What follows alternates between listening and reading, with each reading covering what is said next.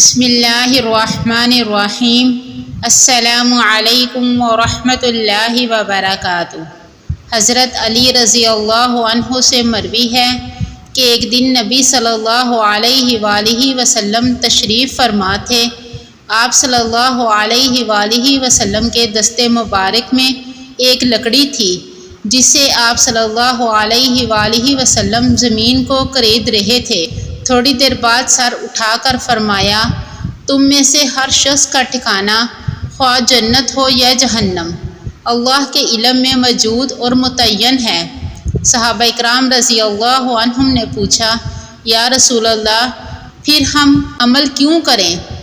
فرمایا، عمل کرتے رہو، کیونکہ ہر ایک کے لیے وہی اعمال آسان کیے جائیں گے جن کے لیے اسے پیدا کیا گیا ہوگا۔ پھر آپ صلی اللہ علیہ وآلہ وسلم نے قرآن کی یہ آیت تلاوت فرمائی جس کا ترجمہ ہے کہ جس شخص نے دیا، تقوی اختیار کیا اور اچھی بات کی تصدیق کی تو ہم اس کے لیے آسانی کے اسباب پیدا کر دیں گے، اور جو شخص بخل اختیار کرے، اپنے آپ کو مستغنی ظاہر کرے اور اچھی بات کی تکذیب کرے تو ہم اس کے لیے تنگی کے اسباب پیدا کر دیں گے۔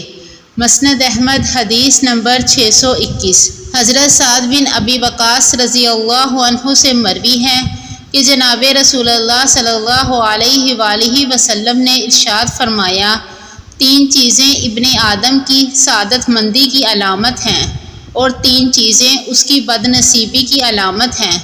ابن آدم کی خوش نصیبی تو یہ ہے کہ اسے نیک بیوی ملے، اچھی رہائش ملے اور عمدہ سواری ملے، جبکہ اس کی بد نصیبی یہ ہے کہ اسے بری بیوی ملے، بری رہائش ملے اور بری سواری ملے۔ مسند احمد حدیث نمبر 1445۔